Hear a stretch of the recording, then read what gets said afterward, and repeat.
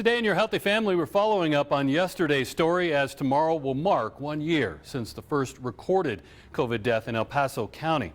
It's certainly been a challenging year for our healthcare workers, unlike any other.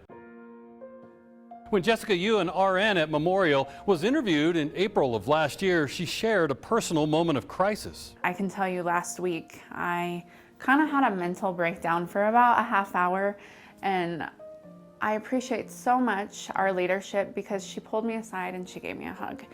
And that means a lot. What her doing that for me did was it allowed me the opportunity to extend that to others. And I remember specifically being in a rapid response and the primary nurse kind of just looking at me with those deer in the headlight eyes, and I was able to tell her it's gonna be okay. You know, and we may not know what okay looks like right now, but we know that we're gonna get to the other side of this. Chris Martin also had to manage new emotions and issues a year ago that he says united many departments in the hospital. It wasn't just doctors or nurses or pharmacists. The people who clean the hospital, the techs, the building engineers, food service people, and volunteers. It was everyone pulling together. It definitely was different, and you know, we were all going through this experience together, both professionally and personally.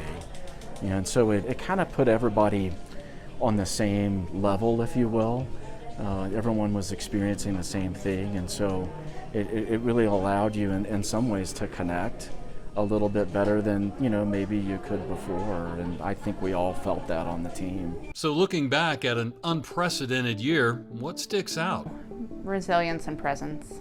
Just being at the bedside of someone because their loved one couldn't be there, or wheeling them out to meet up with them. Not necessarily one moment in particular, but overall, when I think back on this, I think of how resilient healthcare is, how people are resilient, how we have really come together as a community of healthcare providers, everyone from nursing staff to our environmental staff, and I really feel like we're a stronger team because of it. Now, the moment that sticks out to me far and away more than anything is our first day of vaccine clinic. When I was drawing the first dose in the county of vaccine, and just the number of people who were here for that event and what that meant to so many people, that there was hope and that I was in the middle of that, is the moment that really jumps out to me. It's just that moment of hope where it felt like, okay, we're gonna get through this, and we're gonna you know, get back to normal. It's those vaccines now, a year into the pandemic, among other things, providing new feelings that are a stark contrast from the uncertainty of a year ago. There's hope.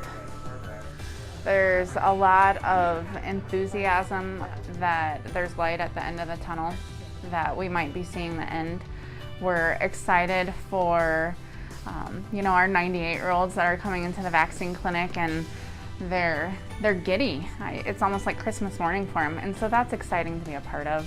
And as a team, we're happy to be a part of it. Part of being in the clinic that makes it so fun is seeing people's reactions. You have people taking selfies, you have people, you know, literally screaming joy when they get their vaccine. We had people on FaceTime Live getting their vaccine, and people getting emotional. It's really been incredible to watch that range of emotions. And you know, even being here today, we're going to do almost 2,000 today. There'll be people who'll pop back here behind the curtain at the pharmacy and say, hey, thanks, you guys are heroes, thank you so much for what you're doing. Yeah. And then that's where the rewarding part comes in. I'm always watching out for your health. I'm Ira Cronin.